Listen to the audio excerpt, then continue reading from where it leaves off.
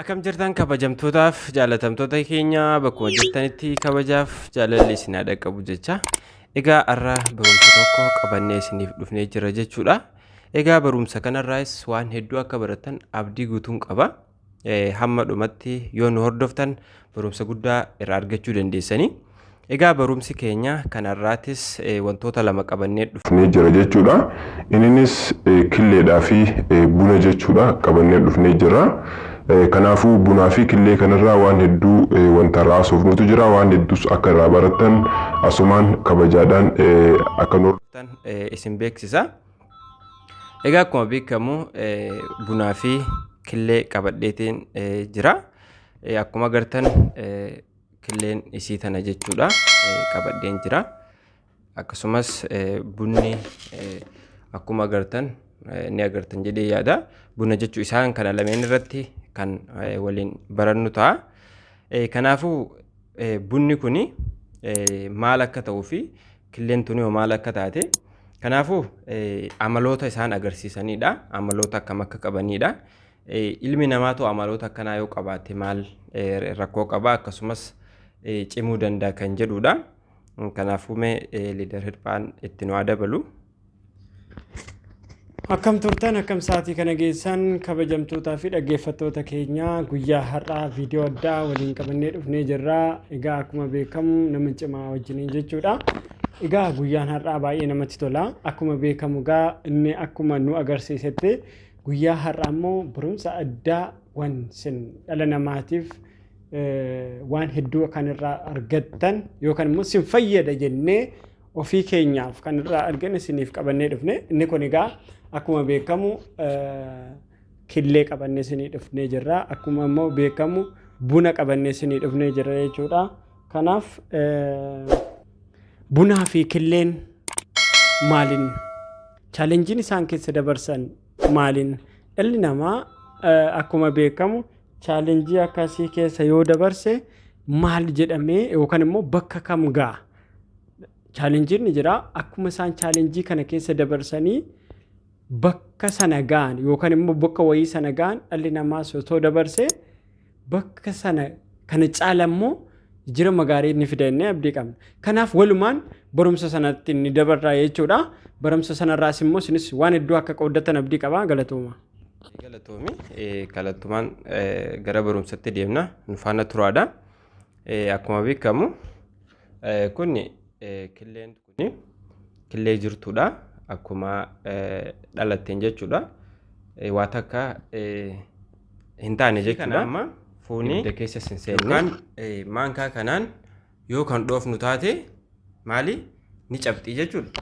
Maankaa kana yoo kan dhoofnu taate amma fakkeenyaaf killee kana qabnee jirra. Maankaa kanaan yoo dhoyne maal taatee jirti? Cabxeeti kan jirtu jechuudha. Killeen tun cabxeeti isiin tun kan jirtu killeen tun jechuudha. Maaliif cabxeeti kan jirtu qofa durarratti maankaa kana yeroo takkan dhee laaftuu waan taateef cabxee jirti jechuudha. Bishaan irraa yaa'ee jira akkuma agartan cabxeeti kan jirtu. Akkasumas bunni kuni ni agartan jedhee yaada. Buna kana jechuudha.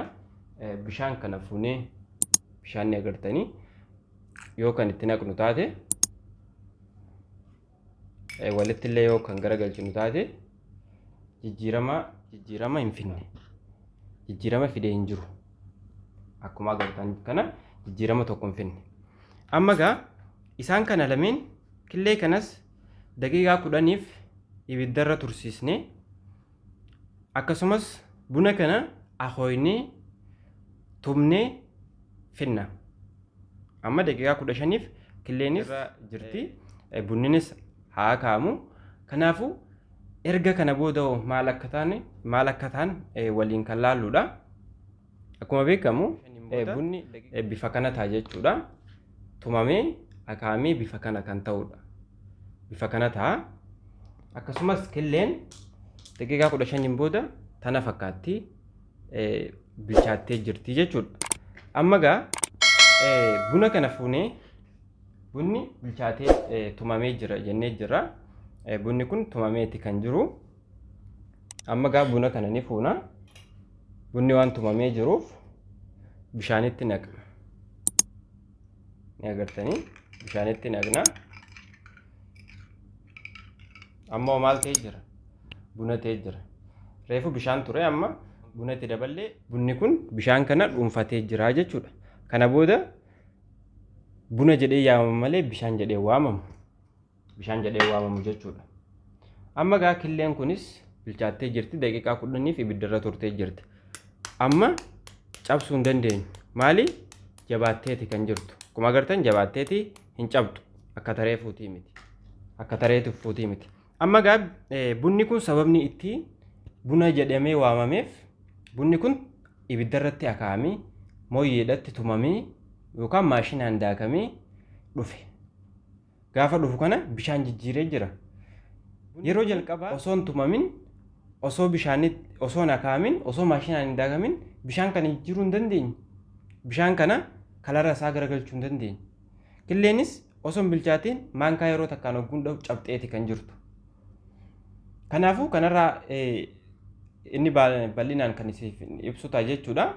Tokkoffaa duraan namni tokko wanti kun erga chaaleenjii keessa darban, erga rakkoo keessa darban akka waa hundi isaaniin dhuunfatamu godhamee jira. Bunni tumamee, akaawamee, maashinaan daakamee rakkoo san keessa darbee maal ta'e bishaan buna jijjiiree maqaa isaatiin akka waamamu godhee jira. Bunni jechuudha. Chaaleenjii dabarsee, chaaleenjii kanaaf osoo harkan kennin chaaleenjii kana kee injifatee bishaan mataa isaatiin akka buna jedhamee maqaa isaatti jijjiiree jira. Gara maqaa isaa geeddaree jira. Bunni akkuma agartan kan akkuma waliin agarre. Yeroo duraa immoo waan chaaleenjii keessa hin darbiniif buna bishaan kana jijjiiruu hin dandeenye. Kalara isaa jijjiiruu hin dandeenye. Qilleenis immoo erga bilchaatteen booda ni jabaatte. Tareefumaan kaadhaan yeroo takka dhoyinaan cabxee miti jabaattee jirti amma. Waan jabaattee jirtuuf chaaleenjii keessa darbuun ni jabeessa. Namni chaaleenjii keessa gaafa darbu ni jabaata. Haala qillee yookaan haala bunaa ta'uu qaba. Akka buna kanatti maqaa ofii rakkoos keessa darbu chaaleenjis gufuus dabarsee rakkoo adda addaa dabarsee injifatee waan dhuunfatuu qaba. Akka bunaa fi qillee kana ta'uun baay'ee barbaachisaadha. Galatooma. Galatoomisin jechuu barbaannaa waan hedduu akka irraa argattan abdii guddaa qabna. Akkuma beekamu gaa fakkeenyota garaagaraa fudhannee akkuma beekamu kana dura qilleen maal turte dhangala'aa keessaa daqiiqa yookaan immoo wanta xiqqoo wayitiin rukutamte dhangala'oon garaa keessaa bahee buna immoo gaafa bishaan sana keessatti galchinu gaafa waliin makaallee osoo oollee halluu isaa hin jijjiirranne jechaadha. Maaliif akka dhalateetti wanta jiruuf. Lukkuun kunis immoo akka lukkuu keessaa baheen wanta jiruuf yeroo sanatti battalumatti wanta xiqqoon gaafa tuqnu maal ta'a ni dhangala'a jechaadha. Akka dhalateetti jira waan ta'eef wanti tokko ittiin buune jechaadha. Yeroo dooba garuu akkuma leenjisaan keenya nuun jedhetti gaa yeroo booda bunni akkuma beekamu bunni buna jedhamee bishaan dura keessa ture sana gara maqaa isaatiitti kan jijjiire adeemsa hedduu keessa darbeeti. Gubaatii hedduu keessa darbeeti. Bunni kun yeroo duraatiif ni biqilfama. Edda biqilfamee booda ni guddataa. Edda guddatee booda firee ni ababaa firee wantoota garaagaraa godhatee booda ni guurama. Edda guurame booda warshaalee garaagaraa keessa darbee edda bahee booda immoo edda dhiqamee booda immoo ni hakaama. Akaamee edda akaamee booda maal ta'a? Ammas illee ni tumama. Edda tumamee booda gara bishaan maal godhaa? Gara halluu isaatti jijjiiree jechaadha. Akkuma unqulaaliinis immoo yookaan qilleen kun yeroo duraa ni rukutamte daqiiqaa tokko keessa yookaan immoo wanta xiqqoo wayitiin cabde. Cabdee jirti. Maaliif? Akka dhalatteetti jirti waan ta'eef. Inni kun immoo erga daqiiqaa 10 ibiddarra ture booda immoo hin cabu jechaadha. Jabaatee jira. Maaliif? Isa jabeessee jechaadha. Egaa dhalli namaa egaa wantoonni bunni gara maqaa isaatiitti bishaan sana gara maqaa isaatiitti jijjiire. Qilleen immoo edda chaalenjii daqiiqaa 10 ibiddarra ture. Chaalenjii sana keessa darbe edda jabaate. Bunni edda chaalenjii amma kanaa kana keessa darbee maqaa isaatti jijjiire namoonni baay'een itti fayyadamanii buna maaliif dura bishaanii amma buna jedhee namoonni baay'een edda itti fayyadamanii dhalli namaa isa kam ta'uu barbaadate. Yeroo hundaa maaliif buna yeroo duraatiif itti nam'ee haala kanaan halluun jijjiirranne zimjattee akka dhalattetti taa'uu moo akkuma killee kanaa akkuma dhalattetti yeroo hundaa bakka barbaadetti cabuumoo chaalenjii keessa dabarsitee boroddoo guddaa ga'uu barbaada. Namni bakka yaade ga'uu yoo barbaade chaalenjiin maal isaaf daandii milkaa'inaati. Namni chaalenjii keessa darbe boroddoo guddaa ga'a. Namni iddoo guddaa wayii ga'e immoo chaalenjii keessa wanta darbeef bakka guddaa kan ga'e. Kanaaf yeroo hundaa akka bunaa ta'uu barbaaddu moo yeroo buna isa maqaasaa ofitti jijjiire barbaaddu moo yeroo hundaa bishaan taate yookaan immoo halluu keetoon jijjiiratiin jiraachuu barbaadda. Inni kun immoo gaaffii kan keeti. Filannoon keetii jechaadha. Maaliif akka dhalatteetti haftee chaalenjiin nan tuqu yoo jette maal taata zim jettee akkuma mukaatti dhaabattee haftaa jechaadha. Namni immoo chaalenjii keessa darbe namni iddoo guddaa ga'e iddoo guddaa ga'uu barbaade chaalenjii keessa darbeeti. Maaliif namni tokko fakkeenya kanarrattan waa tokko sinii dabala jechaadha akkuma kanaa waan ta'eef mee dammaa fudhannu. Dammi baay'ee mi'aa miti. Gaafa damma tokko baasuun dura maaliif kanniisaan hiddamuun dirqamaa jechaadha.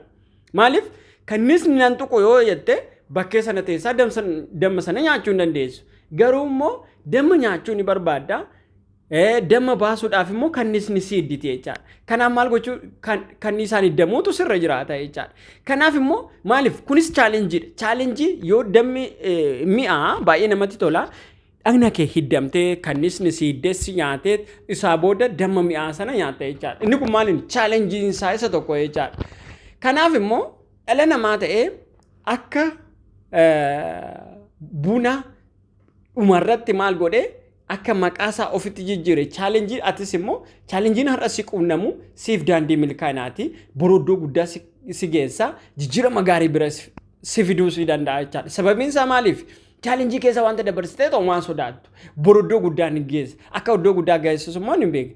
Chaalenjii yoo sodaattee mana kee teessaa jecha wanti si jijjiirullee tokko hin jiru. Maaliif iddoo guddaa ga'uu ni barbaaddu? Waan tokko akka na tuqne yoo barbaadde mana kee teessaa jechaadha.